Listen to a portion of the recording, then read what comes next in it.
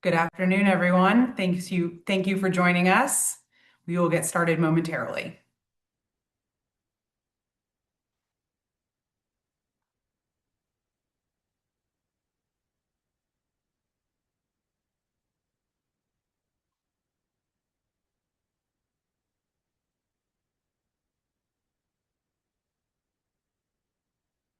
All right. Thank you again for joining us this afternoon. Happy Friday. My name is Sara Pietrowski. We will do formal introductions shortly, but I appreciate you being here. Just a few reminders before we get started. Today's webinar is being recorded. It will be available on YouTube shortly. Slides will be sent to participants after the webinar is completed, and you should direct any questions that you have for the panelists to the question and answer portion of Zoom. Slide. All right, so today we have a packed agenda to talk about the overview of the governor's 2026-27 budget proposal. We're going to do introductions. We'll have a discussion about initial impressions on the budget. We'll go into the details and then talk about what's next and why that's important. And then we'll save some time for questions at the end. Any questions that we aren't able to answer today, we will be able to follow up with you via email following the webinar. So let's jump into introductions. Aaron, take it away. Good afternoon and Happy New Year, everyone. Thank you for joining us today. My name is Aaron Heinz. I'm the current CASBO president, and I am the sitting Deputy Superintendent of Administrative Services at Colusa County Office of Education. Good afternoon, everyone. My name is Lilley, and I am the current CASBO Legislative Committee Chair. And in my day job, I'm the Director of Fiscal Services for San Juan Unified School District. And hello, everyone. I'm Chris Delehanty. I'm the Assistant Superintendent of Business Services in Del Mar Union School District, and I am the Assistant Chair of the Legislative Committee. And I am Sara Pietrowski, and I have the pleasure of serving as CASBO's Chief Governmental Relations Officer. Like I said, we're going to start with some discussion about our initial impressions of the budget now that we've had about a week to digest some of the details. So Aaron, Chris, Laura, what's on your mind as you think about this budget proposal? So I want to start by saying there's kind of two views that we have of this budget. And the first is it's largely positive for schools. We're seeing some of the most funding go towards our LEAs that we've ever seen, and backing up a lot of key programs that are at the end of the day are going to be great for kids. Yeah, I think one of the big issues that we obviously have all been looking at is the underfunding of Prop 98, and especially looking at this year, where last year there was a preemptive settle up of 1.9 billion, and now we're looking at one that's 5.6 billion. It's just so much larger. That's a pretty enormous amount of money. And is this becoming a new normal? Because actually, this is the third year in a row that we've had some sort of manipulation, maneuver, accounting exercise that the governor has put in place to try to balance the books. And so I think this is an area where we really need to have some advocacy.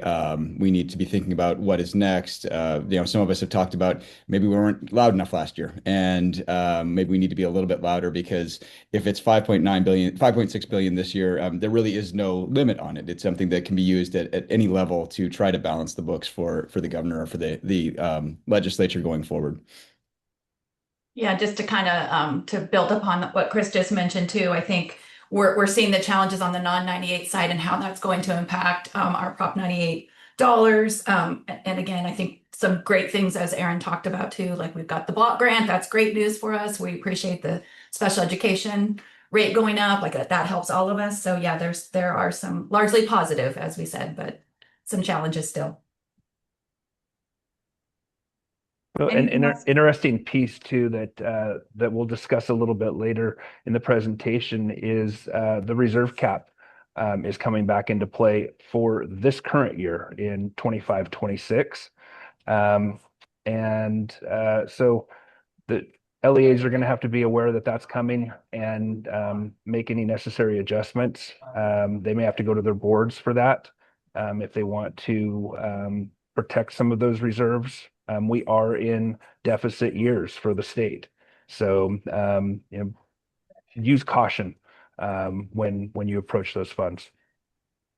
And I think with any proposed budget, we have initial proposals that we like, and then there will be, as we get into the next steps at the end of the presentation, really thinking about things like the block grant, where that's money that may be seen as up for grabs by certain legislators and other folks, or maybe the way that they want to dispense it might be different. So we'll talk a little bit more about that, but there are areas like that that look really good at first glance, and then we'll want to make sure that we're being strong in our advocacy to keep some of those things in the budget in the long run.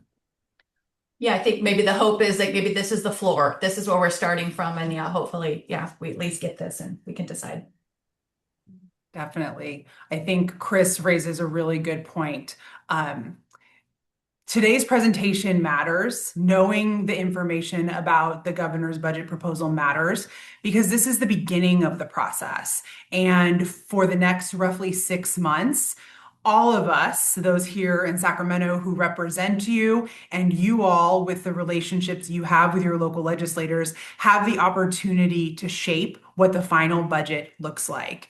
And we still don't have full details. We'll talk about the coming weeks and the release of the budget trailer bill, which will provide us more information. And then we have hearings and the May revision. But this is just the beginning. And if we all have those conversations about what we like, what we need to see more of, what we want to see changed from this budget proposal, we can really shape the outcome of the final budget to make sure that we are in the best place possible as those doing this work in local educational agencies for the 26-27 school year.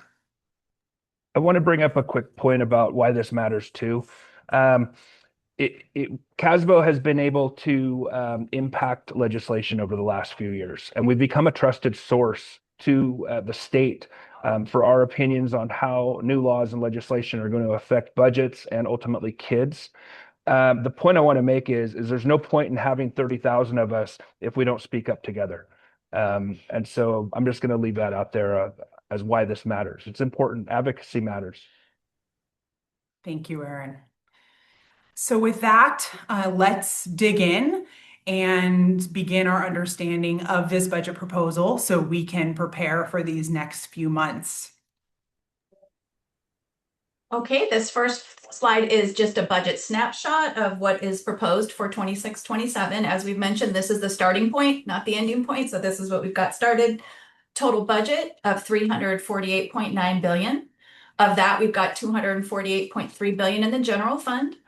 Total reserves at $23 billion. $4.1 billion of that is in our public school rainy day fund. The rest of it being in the general fund reserve. So that's how those reserves, and it kind of to what Aaron mentioned before, which is why we now have the reserve cap triggered. So we'll talk about that in another slide. One slide. Okay, now a little bit delving into our Prop 98 funding. Just a reminder that every time we get a budget proposal, we're going to see prior year, current year, and then the future year. So we're always talking about 3 years in the budget window, I think, as they like to call it.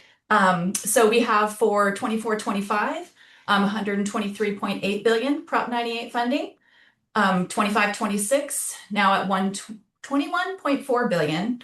But as we've talked about, they are proposing to underfund that guarantee at $115.9 billion or the $5.6 billion underfunded. And as I think Chris mentioned at the top of the presentation, that's on top of the 1.9 for 24-25 that we had. And then on to 26-27, that's $125.5 billion. That equates to a 3-year increase of $21.7 billion in those 3 years. About half of that is in 24-25 and 25-26. The other half is in 26-27. We've noted here that the per pupil funding is at an all-time high. We're looking at, over $20,000 per student, Prop 98. And if we consider all sources, $27,000 per student. For those of you who like to get into the weeds, just a reminder that all 3 budget years project test one to be operative. And of that Proposition 98 funding, it's important to remember that we do share that with the community college system, and the split between TK-12 and then the community colleges is about 90-10.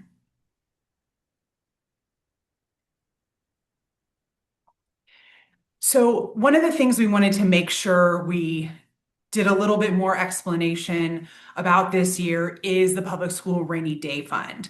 This chart is a side-by-side of the Public School Rainy Day Fund in the 2025 Budget Act that was adopted last June, and then the 2026-27 Governor's Budget.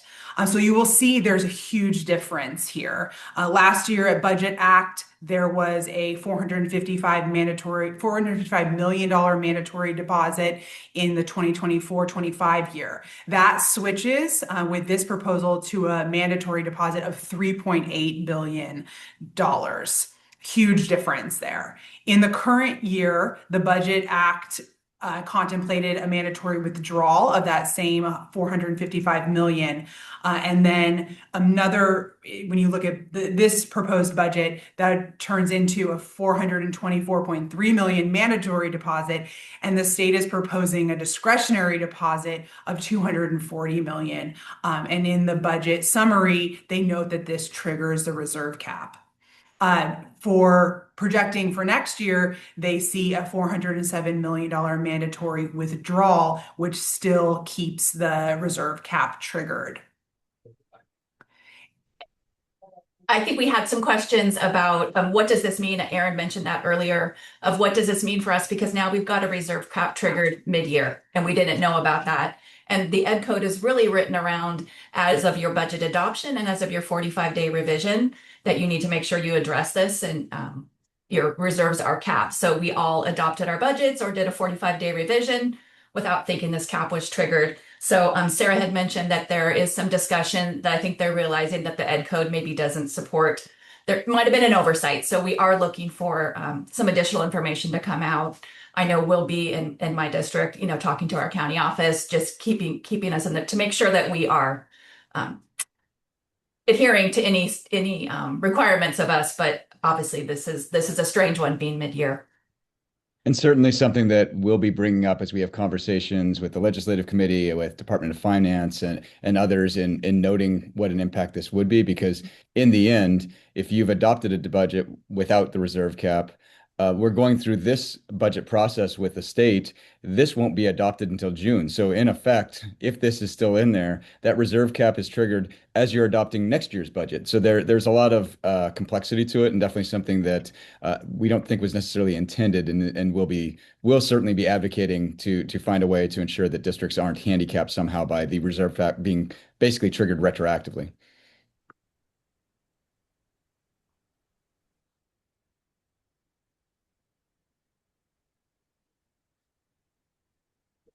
Sorry, I was looking at the wrong slide. This is me. If we look at the LCFF funding, we are in a spot where the COLA is being identified at 2.41%, and we note that does not yet factor in all of the required data points that calculate the COLA. This is a reduction from just over 3% in the previous budget, so we're seeing that go down. The upside is that there may be, again, with those 2 points not calculated yet there's the chance that this goes up a little bit, so there could be some movement there. This does equate to $2 billion of statewide increase to the LCFF, and we do see that deferrals are fully repaid in 26-27. There's also the remaining $1.9 billion settle up that we mentioned of the manipulation from last year's budget that is proposed to be fully repaid as well. And so seeing that put back in is absolutely a positive. And we also wanted to note that the proposed budget includes an ongoing increase of $30.7 million to provide a 20% increase in funding for necessary small schools.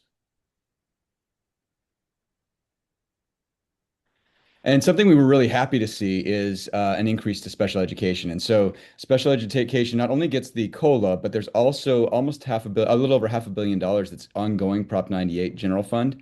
And this equalizes all LEAs at $999 per student. So it's up from 917.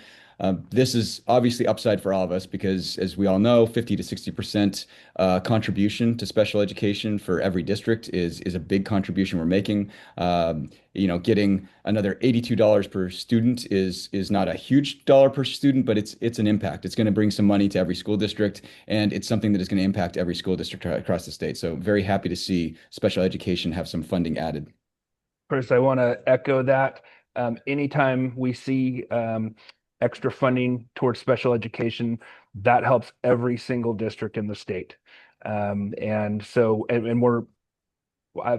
been holding my breath to see additional funding from the federal government since I got into education 19 years ago, and I've never seen it. So anything we can get from the state level is super helpful, and we're very thankful for that.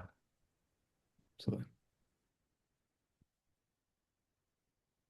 And then the discretionary block grants, we were very happy to see a larger discretionary block grant this year. This is, again, a fully discretionary block grant as written. It has suggested uses just as we had last year. Early indications are that both fully discretionary and allocated on a per pupil basis without additional reporting requirements. Personally, I like that it has the same name as last year because it implies that it's going to be done somewhat the same way as last year.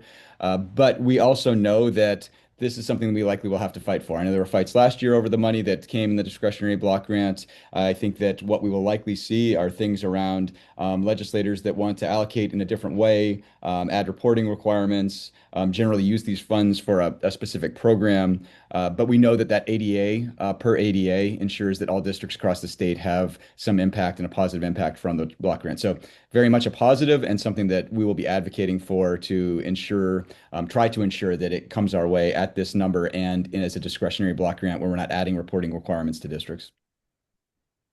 This is one of those areas too where if they try to change this from being fully discretionary, you will hear about it from CASBO. We will be calling on you and your voices because we want this to remain fully discretionary. And I can say that just a couple years ago, we had a couple of block grants and they were proposing to reduce them dramatically. And we had hundreds of members of CASBO be parts of calls to action. And when we get that many voices, it makes an impact. And so we were able to hold off on some of those changes. And so the voices, we have examples of where those voices matter. And so this is definitely an area where we may need the voices and it can really impact us for every district across the state. Yeah, I think I saw an estimate that it's about 515 per ADA if it goes out or same as the previous methods like Chris mentioned, and so we will be advocating for that.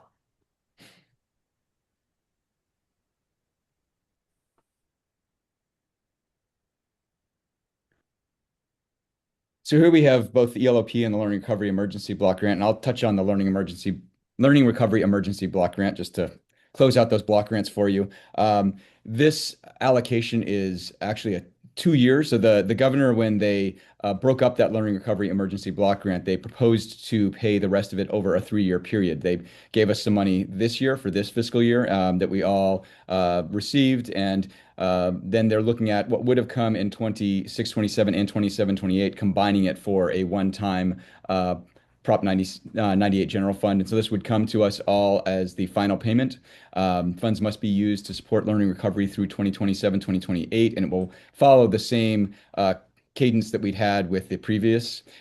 For many of us, you may or may not have put it into your LCAP in this year because if you had spent down all of those funds because it wasn't approved when you were approving your budgets, you likely, if you're like my district, will be bringing it with your mid-year LCAP update. So that may be a similar process that we'll be using next year. But it's nice to see it all being brought forward in this year rather than stringing out over 2 more years so that districts can make a little bit of a bigger impact in the short term.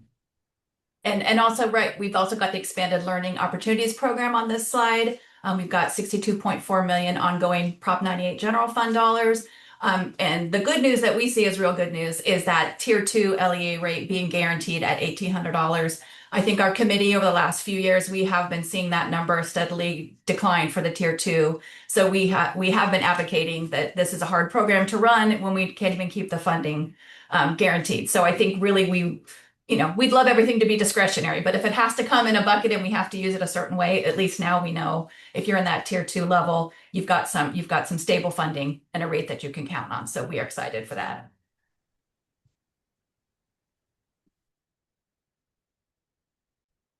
So part of the budget includes one-time $250 million one-time to the general fund for educator workforce.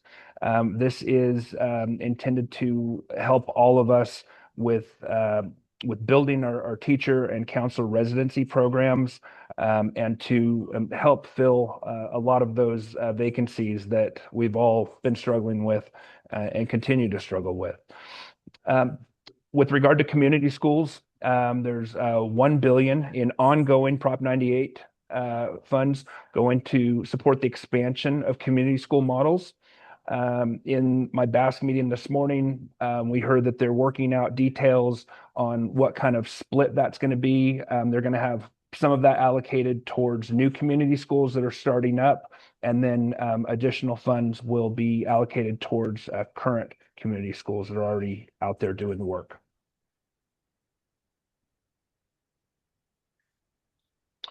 And then with regard to school facilities, there's $1.5 billion in Proposition 2 bond funds. And then I want to touch base on the system of support with $13.3 billion in ongoing Prop 98 support. And part of this is an additional $13 million that's going towards County Office of Education with regard to differentiated assistance. And we at BASC also worked on this the past few months because we're trying to get away from a funding model that makes us reactive as opposed to being proactive and helping districts. And so getting ongoing funding instead of basing this on who comes in and out of differentiated assistance lets us be able to put better structure in place and better support systems to not only to help you get out of differentiated systems, but to keep you from getting in there in the first place. All right. One of the pieces of the governor's budget summary is a little bit about charter school accountability. For those of you who were engaged in the topic last legislative session, there were 2 bills that were moving through the legislature that were working towards addressing some of the issues that we have seen in some charter schools across the state with misuse of funds and fraud. The governor has been committed to this for a while. He asked the Legislative Analyst's Office and FCMAT to author a report with recommendations on how to make sure that this type of illegal activity doesn't happen in the future. Those 2 bills were not successful last year. One of them did not make it through the legislative process, and the other one was vetoed by the governor because it did not go far enough to meet these requirements that he was looking for, really preventing fraud from happening in the future. So he has signaled in the budget summary that we will see shortly a proposal from him that lays out some requirements for charter schools, as it says here, to address fraud, improve accountability, and ensure public funds are properly used. This is something that CASBO has been fighting for as well, especially around making sure that authorizers are given the proper tools to be able to do their work in that kind of frontline role of overseeing the charter schools that they've authorized. An additional piece that was in the summary was that he's going to propose continuing to allow verified data to be used in charter school renewal processes until June 30th, 2028. More details to come on this. The write-up was very vague, and so we are definitely looking forward to seeing trailer bill with a little bit more information. Another interesting development with this budget, before the governor released the budget, before he even gave the State of the State address, he announced that he was going to be proposing a major shift in California's education governance. This is aligned with recommendations that we have seen, California has seen for over a century about how California's governance structure is not aligned in a way that provides for clarity and consistency to those of you in local educational agencies. This was brought up a little bit more recently by a policy analysis for California education PACE report that highlighted the issues with this over the past century. And so he is moving forward with some of those recommendations to move the California Department of Education underneath his administration. So there's a clear through line from funding to policy development to implementation and support. CASBO took an early support position on this proposal. There are still a lot of unanswered questions, and we certainly know that the details are really going to matter here. The implementation of a change like this would really matter if it were to be successful in the budget process. But we are very hopeful that a change like this will allow for a better coherence from the state as they serve local educational agencies and provide administrators and school leaders with the tools and information that they need to be able to effectively implement programs and policy shifts at the local level. So again, more to come here in the budget trailer bill, and we will be watching this one very closely as we want to make sure that any changes really reinforce that effectiveness for the field in its implementation. And Sarah, I can add one small bit to this too. New information came in yesterday. I spoke with Karen Staff Walters at California County Superintendent. I asked her specifically because this PACE report mentions an overhaul of county offices of education and possibly repurposing COE employees. She said that the governor is not using any pieces of that part of the report, that this is at the highest levels. And that was confirmed again this morning by Mike Fine at FCMAT, that they are not looking to make any changes to COEs. Thank you, Aaron. So now that we've touched on the details of the budget, we want to talk again about what's next. As I mentioned earlier, this is the very beginning of a long process. It goes by, I shouldn't call it long. It goes by very, very fast. But we do have a few months to be able to work on the final budget for the state of California for the 2026-27 year. This chart really shows that process. So as you can see, we've passed that January 10th part of the timeline where the budget is proposed. In the coming weeks, we will be looking for the trailer bill language to be released, and that comes out usually around the 1st of February. And that is the place where we're going to get a lot more details about the specifics of these budget proposals that the governor has shared in his summary. We then move into a season where the legislature is convening hearings. They are talking about the various proposals from the governor, asking questions. People like me can show up at those hearings and make statements in support or in opposition to the various proposals. It's a very busy time at the Capitol.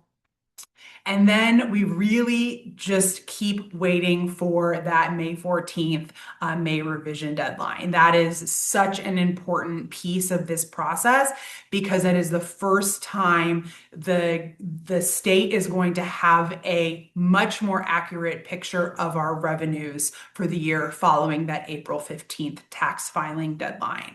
And so when the May revision is released, we will get likely updated numbers, potentially new proposals, things will really, really shift. As when the budget was presented last week, the director of the Department of Finance even made mention of this proposal just really being a placeholder until we get to that May revision timeline where we have more information to know what the revenues will look like so we can march towards that final budget adoption. Then from May 15th-ish to June 15th-ish, it's really crunch time where those final details are going to be negotiated. The legislature usually comes to an agreement on their preferred budget, and then the legislature jointly moves into negotiations with the governor's administration to reach that final three-party deal on our final budget. The legislature has to vote on it by June 15th, and then shortly after that, the governor will act on it.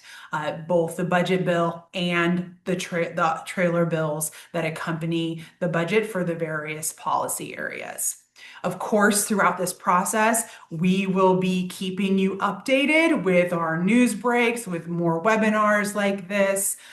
We will have information about our budget letter posted on the advocacy portion of the CASBO page. If you haven't had a chance to check that out, we just went through a major revision. It has a lot more resources and information for you now. And so we will be posting our budget letter. You can see what CASBO as an organization is pushing for in this budget. And of course, you can always reach out to us with your questions, with your feedback. That is very, very welcome, very important to us throughout this process.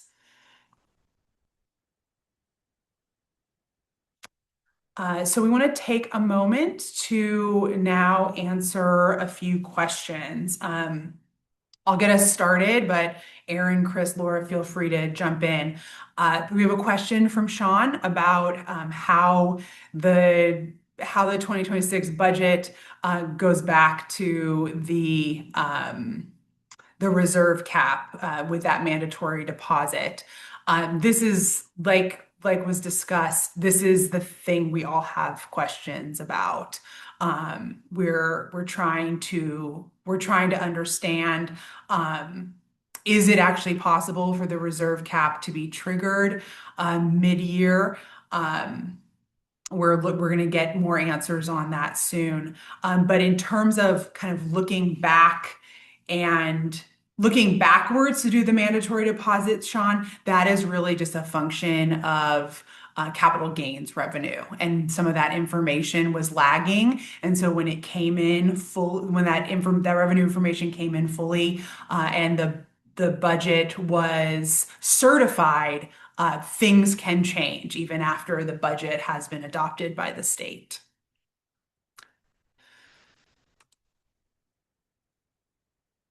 Another question, Grant asked, is there a per pupil estimate for the $2.8 billion block grant? I think, Laura, you said this is about $500 per pupil? Yes, I think I read 515, I think was the estimate I saw. With the assumption it goes out in the same way as we talked about. We aren't sure yet.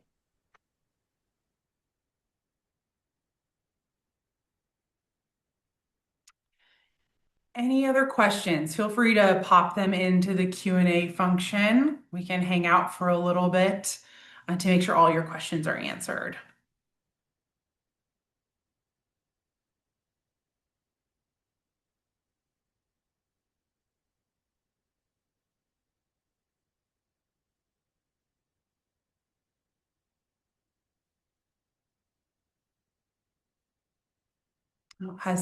Claudia asks, has anyone seen a per pupil estimate for the Learning Recovery Emergency Block Grant? I haven't, unfortunately, seen that. Yeah. Claudia, we'll keep an eye on that and send anything your way.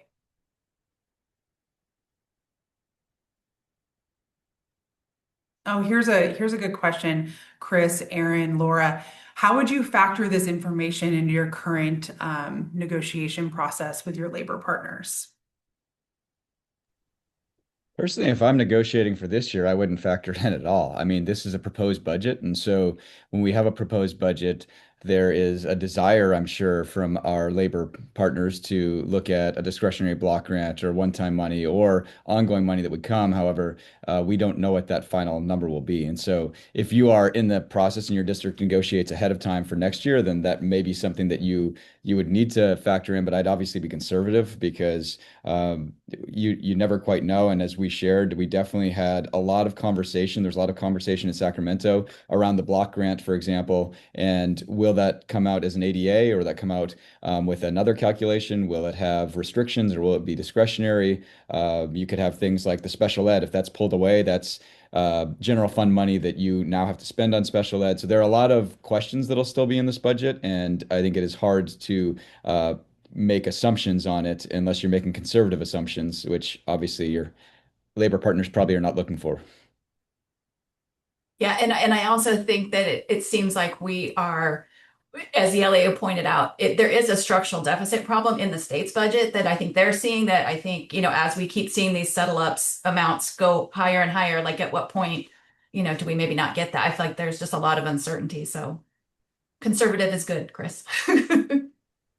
And that's a great point, Laura, because in the end, both the governor, who has a rosier forecast, and the LAO have a structural deficit that is going to impact us in 27, 28, 28, 29. And so even if this budget came to fruition as is, the out years may be a little bit rockier. And so we having a clearer view of what this budget is before you're looking at those out years would be helpful, I think. And let's not forget, the Legislative Analyst Office has a very different view of what the budget looks like next year. They're not predicting as much revenue as the governor's office does. Maite, I see your question about the discretionary block grant and LRABG. So there is a proposal for another discretionary block grant at $2.8 billion. Obviously, we won't know if that is going to be part of the final budget until June, but it is part of this proposal. In addition, this governor's budget does propose to make one more payment to the Learning Recovery Emergency Block Grant in the amount of $757.3 million. So both of those are in here. The Learning Recovery Emergency Block Grant is tied up in litigation that the state settled a few years ago. And so I think it's highly unlikely that that one will go away. But as you heard from Chris earlier, I think there might be some asks about the money that is currently being proposed to be allocated through the Learning Recovery Emergency, or sorry, the discretionary block grant right now.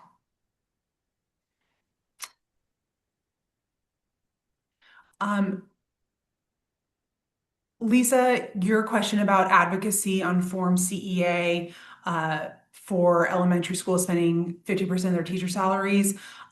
We are not engaged in any advocacy around this.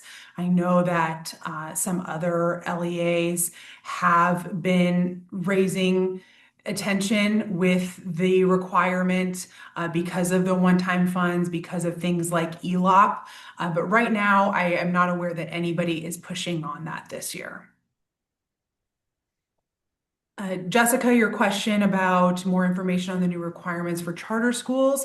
We're, like everyone, we're waiting on the trailer bill language to be released that may have more information on that. But right now, it's a very high-level summary in the high-level summary of this proposal in the budget summary.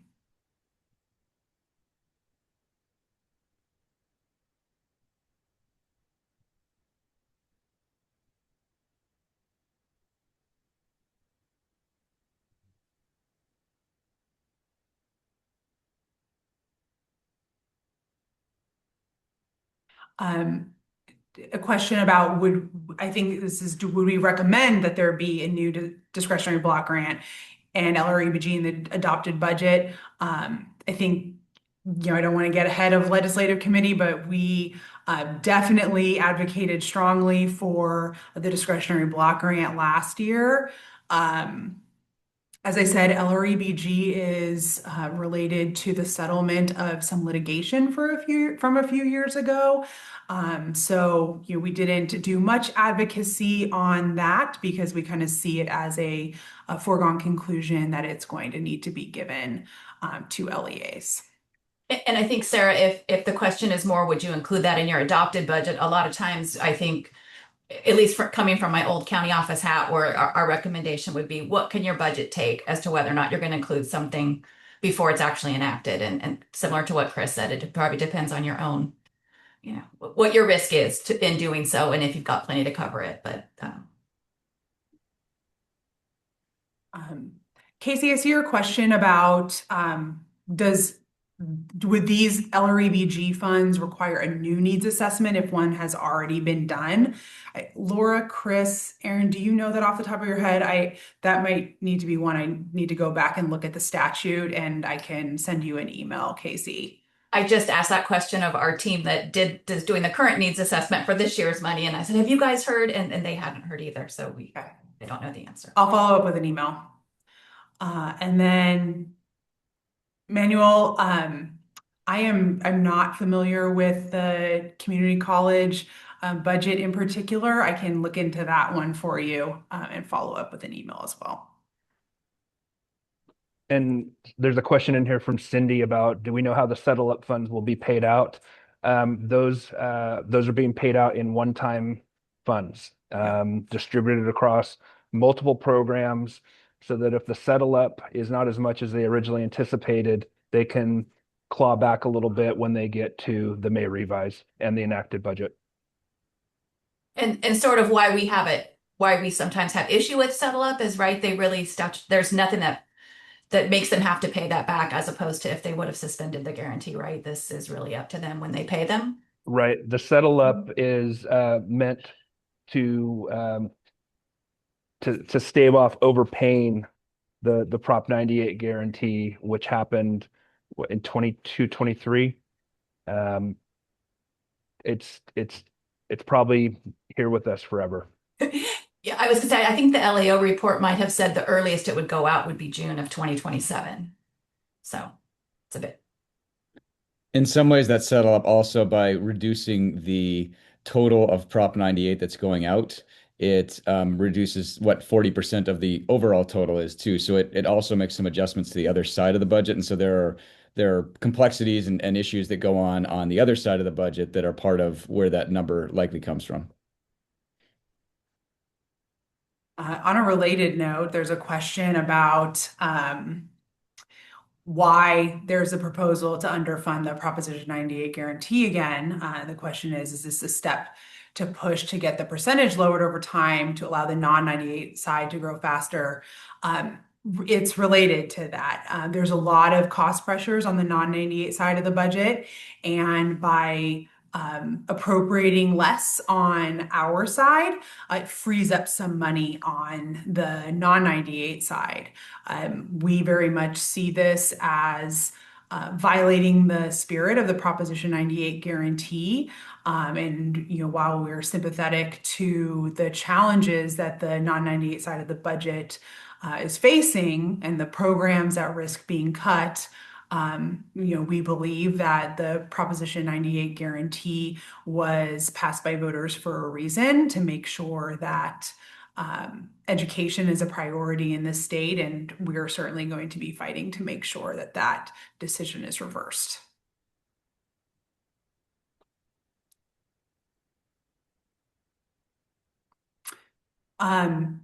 Tim, you asked a question about the reserve balance, like why they would do the maneuver with underfunding by 5.6 billion and suspending the reserve cap, but still leave the reserve. My understanding is the deposits and withdrawals into the rainy day fund is completely determined by capital gains revenues. It's not a decision. There is one place where he's proposing a discretionary deposit of 240 million, but those other mandatory deposits, those are all related to capital gains revenues and how they have come in the previous years.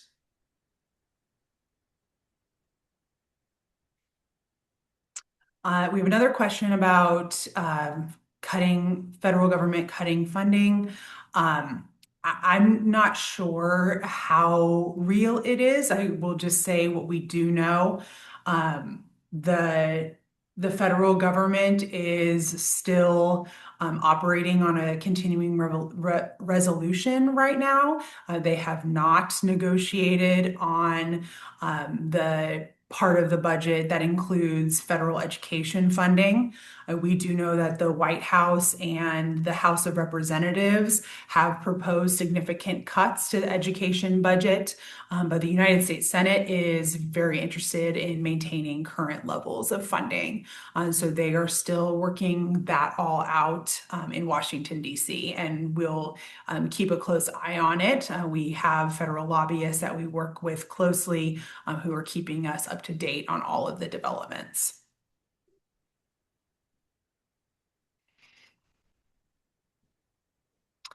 All right, well, seeing no other questions, we'll follow up with the ones that we weren't able to answer on the fly via email. So look out for an email from me. But just wanted to end by reminding you who your governmental relations team here is in Sacramento. We are dedicated to representing CASBO's members all of our working hours. I won't say 40 hours a week, but we dedicate all of our time to making sure CASBO's voice is heard in all the decisions happening here in Sacramento and a little bit in Washington, D.C. as well. So me, Michelle Gill, and Veronica Molina, we're a small but mighty team. You should always feel free to use our email addresses to reach out with any questions you have, any feedback you have from us, anything you want to draw our attention to. We really value hearing from you. And want to thank you for joining us today. Thank you, Laura, Chris, and Aaron, for your really valuable insights. It's great. It's great hearing from such amazing school business leaders how you're all thinking about this as we head into an exciting couple of months heading towards the final budget. Oh, we have one last question before we wrap. Aaron, maybe you know this question. Can you expand on the system of support funding availability? Would this need to be applied through county offices or does it go through CDE? I believe it's funding for county offices to be able to provide support to their districts and charter schools. Is that correct? Yeah, you don't need me. You know it exactly. It goes through county offices as part of system supports, part of differentiated systems. Thank you. All right. Well, thank you again, everybody. Enjoy the rest of your Friday. I hope you have a wonderful 3-day weekend. See you all soon.